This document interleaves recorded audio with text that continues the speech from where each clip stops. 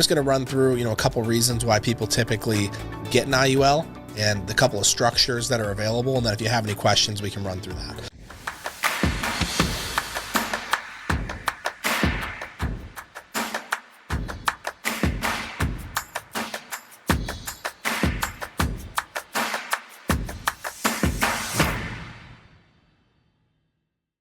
What's going on, everybody? My name is Jamie Chirio, talking about IULs. Anybody who's on here, I'd love to share with you one of the best ways that we've found to set the table with an IUL client.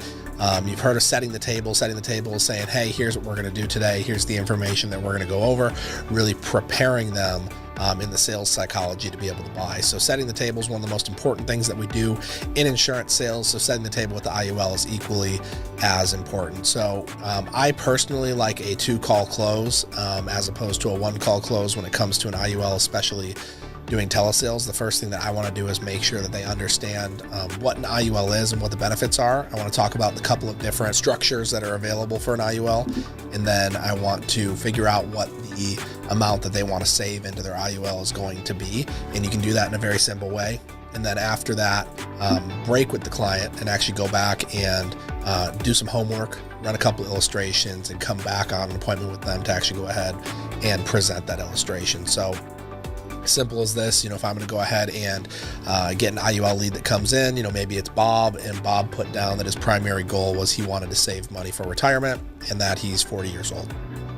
Hey, Bob, this is Jamie. I'm just calling because you filled out that form on Facebook, looking at more information on IULs, Index Universal Life. It was the one where you put down that your primary goal was to save money for retirement. You remember doing that? Yep, absolutely. Okay, great. I'm actually one of the underwriters who is assigned to you here in the state of South Carolina. It's going to go ahead and run through those different options with you. Had you been researching IULs online already, or you just kind of scrolled past an ad on Facebook and thought, hey, that sounds like a good idea to go ahead and get some information? And they're going to tell you one way or the other, oh yeah, I've been looking at stuff. Okay, great. Or, yeah, I'm just looking to get some more information. Okay, perfect. Great. As I told you, I'm just a licensed guy. Hey, I just sent you a text message over with a copy of my state license, all my credentials, carriers, etc. So you can go ahead and verify that I am who I say I am. I'm just going to run through, a couple reasons why people typically get an IUL and the couple of structures that are available. And then if you have any questions, we can run through that. So, IUL, Indexed Universal Life, it's life insurance. Did you know it was life insurance? You're going to say yes or no. Yeah, I knew that. I kind of researched it. No, I had no idea it was life insurance. Yep, so Indexed Universal Life is life insurance. There's 2 different kinds of life insurance: term life insurance and whole life insurance. Term life, it's kind of like renting a policy. You'll have it for 10, 15, 20 years. It'll eventually expire. There's no cash value, really high amounts of insurance for cheap because it is a term and it is like a rental. Then you got a whole life, which is designed to last for your whole life, and it typically builds cash value. And IUL, Indexed Universal Life Insurance, it falls underneath that whole life bracket. Does that make sense? Yes. Okay, great. So the biggest differences between, Indexed Universal Life and a traditional life insurance are going to be some of the ways that, cash can grow and some of the other benefits. So really there's 5 reasons people get an IUL. The first 2 are insurance related and the last 3 are cash and tax related. So the first reason is because of the death benefit. If you were to pass away, your beneficiary is going to get a specific amount of money, just like traditional life insurance. The second reason are the living benefits. So death benefit if you die; living benefit if you have a living benefit qualifying event, which is a heart attack, stroke, cancer, become disabled, need long-term care, critical illness. There are dozens and dozens of different qualifications. You get access to that death benefit while you're alive. It's also called an accelerated death benefit. So money for your beneficiary if you die, and money for you if you become sick or disabled. Does that make sense? Yes. Okay. So that's the insurance side of an IUL. And then on the cash accumulation side. So cash accumulation is number 3. You have the ability to accumulate cash inside the policy. Have you ever heard of a 401k? Have you ever had a 401k? Yes. So this accumulates in a similar way to a 401k, but not quite the same. So a 401k runs on what's called a variable index, and an IUL runs on something called a fixed index. So without getting too deep into the weeds and trying to confuse you, all of that means is your 401k can go up and down, meaning if you've got 100 grand in the policy in your 401k, market goes down 10%, now you have 90,000. Market goes up 10%, now you have 110,000. With an IUL, we get to participate in the gains of the market, but we do not participate in the downside. So if the market gains 10, everyone with a 401k is going to get 10. We might only get 6 or 7. But if the market goes down and loses 10%, we get zero. Zero is the hero. Okay, so we have the ability to accumulate in an IUL, and we're using indexes like the S&P 500, just like 401ks. And at the end of the year, the money that you put in, let's say you put in $100 a month, a portion of that money is going to go towards the cost of insurance, and a portion is going to go into a cash value savings account. So number 3 was you have the ability to accumulate cash similar to a 401k in a life insurance retirement plan or a cash value savings account that's going to be credited an interest rate. That's number 3. Number 4, we've got tax-free growth, meaning that you got things like capital gains tax, etc. This money's able to grow tax-free, and you're able to take loans out. Number 5, tax-free and no penalties. If you've got a 401k and you try to pull money early before retirement age, 10% penalty, so on and so forth. When you take a loan from the cash value of your policy, you're able to take that tax-free. So those are kind of the 5 benefits of, an IUL. So is that what you were looking for or something different? And typically they'll say, yes, that's what I was looking for. Oh, I actually have a few more questions in regards to that.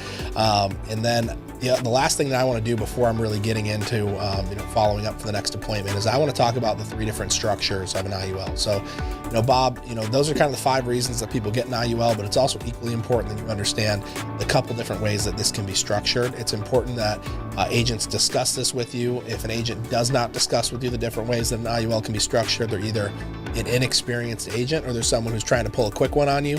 Us as agents, we do get paid on the amount of life insurance that is sold. And if it makes sense to get you a policy with a lot of life insurance, then that's what we'll do. But if it doesn't make sense, we want to make sure that you know the different structures and what's going to be most beneficial for you and not what's going to be most beneficial for the agent. I think the client really does appreciate that when you're transparent with them about how it works, because if a lot of the times if an agent does not share that, it's typically because they're trying to make a bigger commission. So, hey, and Bob, there's 3 different ways that we can structure this policy. Number 1 is a protection focus. Number 2 is a cash accumulation focus. And number 3 is somewhat of a blend between the 2. So a protection focus means, let's say we had $100 and we're putting into our policy. Let's say $80 of that 100 is going towards the cost of insurance and $20 is going towards the cash value. So we've got a lot of life insurance and whatever's left over is going towards the cash value. The main purpose of this is to have as much coverage as possible that's designed to last you for your whole life. That's the goal here, and you're going to have some cash value. A growth focus plan is we are literally going to do the minimum legal amount of life insurance inside of the policy with the maximum amount of cash growth to help you grow this as quickly as possible so that you can have retirement tax-free income later. So maybe flip it on its head. Maybe you've got 20% going towards the cost of insurance and 80% going towards the cash value. And then you've got somewhat of a blended option, which let's look at as 50-50. Those 3 options make sense. And you ask people, like, what do you think you're looking for? A protection focus, growth focus, or somewhat of a blend? And you're going to get every answer across the board. Most of the time I get people who say either a growth focus or a blended focus. I sell a lot of protection focused IULs in like a mortgage protection scenario because we're trying to protect, a big death benefit there for a big debt. But when it comes to retirement income, a lot of the time someone does want the money to grow as fast as possible. And you just got to talk about the different benefits and make sure you're very transparent with people. And now at this point, it's like, hey, Bob, before we go, I'm going to do some homework for you. What I'm looking to do is I want to draw up some spreadsheets for you, some illustrations, some different options that we can see how this can work for you now that we have a better idea of some of your goals and why you're really trying to do this. What is a dollar amount that you feel like you could commit to saving into a life insurance retirement plan for the next 5 to 10 years where, you have the intention of increasing it later, but it's not going to stress you out. It's not going to take food off the table. What do you think that you personally can save into a policy hypothetically per month? And I'll drop some different options for you. And you'll get everything from $50 a month to $5,000 a month or $500 a month. You're going to get everything in between. And that's what you need to be able to go to the table to actually run an illustration for somebody, is figuring out what they need. Now, if someone's like a $50 or $100 a month, I typically will say, hey, let's just go and get you kind of a starter policy. And typically we'll do something that's a little bit more protection focused, because $50 to $100, especially later in life, is not going to accumulate to some crazy significant sum in the next, 10 years if they're 55. But somebody who wants to put in a significant sum of cash, we can talk about more of a cash accumulation focus. And again, it's all about just being very transparent with the client. So, now that I know kind of what their dollar amount is, I know what their target premium is going to be. They're going to say, hey, I want to put in $500 a month, $1,000 a month, $1,500 a month.